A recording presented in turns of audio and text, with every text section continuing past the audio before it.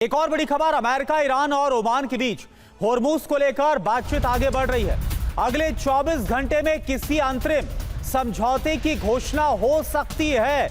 यह बहुत बड़ी डेवलपमेंट है। वार्ता अभी भी जारी है और अंतिम सहमति नहीं बनी है अभी फिलहाल। अमेरिकी वेबसाइट एक्सियोस के हवाले से यह बड़ी खबर।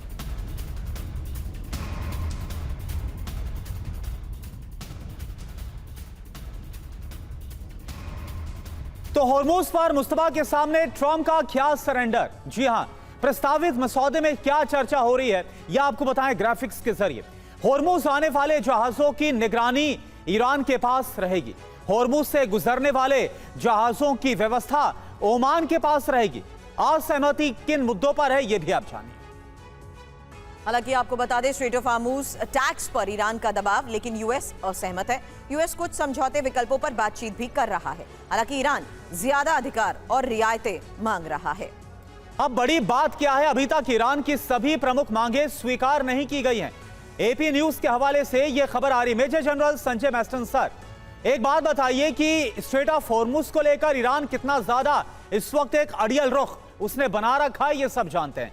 क्या आपको लगता है कि कोई ऐसी सहमति बन पाएगी कि जो टैक्स वसूलने की रट लगातार ईरान की तरफ से लगाई जा रही है वो सब कुछ वो छोड़ दे? कुछ आपको लगता है कि बीच का रास्ता निकल पाएगा? और देखिए, साफ जाहिर है कि ये जो अभी बातचीत चल रही है, पहली बात तो बातचीत के बारे में ही बड़े कॉन्फ्लिक्टिंग स्टेटमेंट्स आ रहे हैं। ईरान बोलता है सिर्फ हमारी बातचीत ओमान से हो रहा है। अमेरिका का स्टेटमेंट आपने बता ही दिया कि वो बोल रहे हैं हम सब बातचीत कर रहे हैं और इसमें ओमान मध्यस्थता कर रहा है। तो कहने का मतलब है ये बड़ा कन्फ्यूजन है। मेरे को लगता है इसमें जो आउटलुक दिख रहा है, देखिए पहले भी ये डील हुई थी एमओयू के तौर पे, वो भी फेल हो गई। वो उसमें कुछ नहीं लाइट ऑफ द डे देखा। अब मेरे को लगता है जो हालात हैं, अमेरिका की इस समय मिलिट्री वेयरविदॉल या मिलिट्री मैं बोलूँगा पावर में थोड़ी प्रॉब्लम आ रही है। और ये जो इलेक्शंस अभी आने वाले हैं और आपने देखा अभी प्री प्राइमरी पोल्स वगैरह शुरू हो गए हैं। कहने का मतलब है अब अमेरिका के सामने एक ही रास्ता है कि उसको म्यूचुअली डिस्कस करके और एक रास्ता देखा जाए। और रास्ता ये निकलने वाला है, ओमान और ईरान के पास स्ट्रेट ऑफ हॉर्मुज का कंट्रोल होगा, जो मेरे को लग रहा है। और उसमें टोल टैक्स वर्ड नहीं होगा, उसमें आ जाएगा नेविगेशनल फीस या समथिंग, क्योंकि वो बोलेंगे हम यहाँ पर हर जहाज की नेविगेशन में मदद करेंगे। तो यही एक रास्ता दिख रहा है। सर, कान कहीं से ही पकड़ो होना वही है। क्या चीज? कान कैसे भी पकड़ो होना वही है, टोल टैक्स हो या नेविगेशनल फीस हो। हाँ, मेरे को लगता है देखिए टोल टैक्स का शब्द निकल जाएगा। देखिए अभी ये वॉर ऑफ नैरेटिव है। अमेरिका दिखाएगा कि हम जीत गए, हमने वो टोल टैक्स बंद करा दिया, लेकिन वो नेविगेशन फीस हो जाएगी।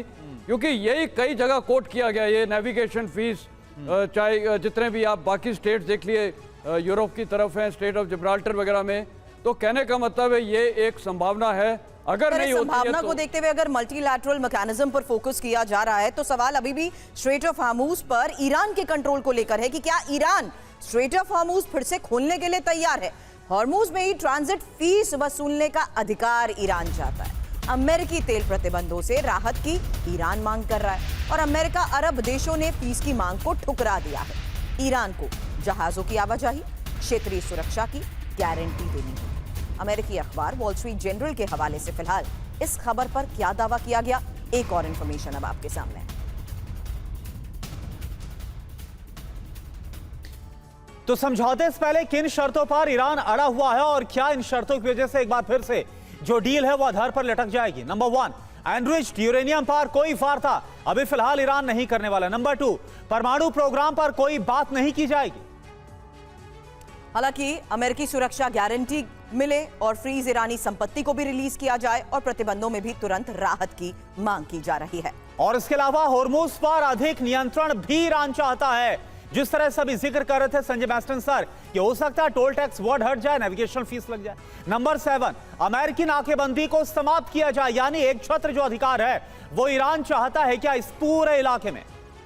हालांकि हॉर्मुज की सुरक्षा में ईरान की भूमिका और प्रत्यक्ष नहीं, मध्यस्थों के जरिए बातचीत और ईरानी बंदरगाहों पर सामान्य व्यापार बहाल। कार्तिकेय सर, हम इस बात से सबसे पहले दिन से वाकिफ हैं कि क्योंकि ईरान का ओवरऑल स्ट्रेट ऑफ हॉर्मुज पर कंट्रोल है, इसीलिए ब्लॉकेड ओवर ब्लॉकेड जब लगा अमेरिका की तरफ से, तो ईरान अभी भी ये कह रहा है कि स्ट्रेट ऑफ हार्मूज पर अमेरिका का कंट्रोल उसे बर्दाश्त नहीं है। दूसरा, अमेरिका का यह व्यवहार भी अंडरस्टैंडिंग में एक सबसे बड़ी दरार की वजह है। मेरा इस वक्त यह सवाल है कि क्या वाकई आपको लगता है कि मल्टीलैटरल मैकेनिज्म को देखते हुए स्ट्रेट ऑफ हार्मूज को लेकर ईरान किसी हद तक रजामंदी के तहत प्रस्ताव पर मोहर लगा सकता है? देखिए, इसमें जो इम्पोर्टेंट बात हमें समझने की है कि ईरान और यूएस की पोजीशन इस समय ऐसी है कि दोनों के दोनों जो हैं पीछे जाने के लिए व्याकुल हैं। दोनों वापस जाना चाहते हैं, एक एग्रीमेंट पे आना चाहते हैं, परंतु ईरान ओपनली बोलना नहीं चाहता इस बात को। और यूएस किस गुट से डील कर रहा है ईरान में, ये भी श्योर नहीं है। इसलिए यूएस तक ये नहीं बता सकता कि ईरान में हम किससे बात कर रहे हैं, किससे डील कर रहे हैं। ईरान आपस में बटा हुआ है, IRGC के हार्डलाइनर्स वर्सेस जो पॉलिटिशियंस हैं, जो सॉफ्टलाइनर्स हैं, उनके बीच में। लेकिन यदि हम वैश्विक दृष्टि से देखें तो दोनों के बीच में एक परामर्श होना जरूरी है और एक सोल्यूशन निकलना जरूरी है। वो निकलेगा कैसे, यही तो सवाल है सर। अब वो उसके लिए जो है स्ट्रेट ऑफ हॉर्मूज ही गले की हड्डी बना हुआ है। स्ट्रेट ऑफ हॉर्मूज एक्चुअली एक ऐसा बार्गेनिंग चिप हो गया है जिसको दोनों के दोनों छोड़ना नहीं चाहते हैं। यूनाइटेड स्टेट छोड़ना नहीं चाहता है बिकॉज देन प्रैक्टिकली एक्चुअली उसकी हार ही मानी जाएगी, क्योंकि जो सिचुएशन पहले थी लड़ाई से वो उससे बदतर हो गई है सारी दुनिया के लिए, ये दुनिया मानेगी। At the same time Iran इसको बिल्कुल नहीं छोड़ना चाहता है बिकॉज इकोनॉमिक रिवाइवल के लिए और अपना पावर दिखाने के लिए, वेस्ट एशिया में अपने डोमिनेशन के लिए उसको स्ट्रेट ऑफ हॉर्मूज पे कंट्रोल बहुत ज़रूरी है और वो रखेगा। तो ये जो स्ट्रेट ऑफ हॉर्मूज की जो लड़ाई है ये मल्टीलैटरल में जाएगी कि नहीं जाएगी ये तो दुनिया के प्रेशर से ही दिखेगा। इस समय तो ऐसा लग नहीं रहा है कि ये मल्टीलैटरल में जाएगी। मैक्सिमम शेयरिंग ओमान के साथ हो सकती है, परंतु ईरान का ओमान के साथ भी रुख इस बारे में जो है वो काफ़ी टफ रहा है, इसीलिए ओमान पे हमला भी किया गया जब देखा कि ओमान जो है वो थोड़ा सा यूएस की तरफ झुक रहा है। तो मेरा कहने का मतलब यह है कि सिचुएशन अभी बहुत फ्लूइड है।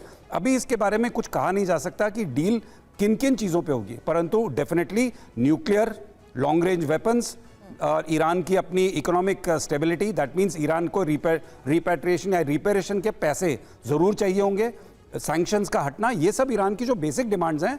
मेरे विचार से हॉर्मूज के बाद इन डिमांड्स पे वो पीछे नहीं जाएगा एंड देयरफॉर ये सिचुएशन इतनी आसान नहीं है जितना दिख रही है। सिचुएशन इतनी आसान नहीं है। और शुरुआत में आपने एक बात से कही सर, अमेरिका दावा कर रहा है बातचीत का, लेकिन ईरान में बातचीत हो किससे रही है, ये एक और बड़ा सवाल है।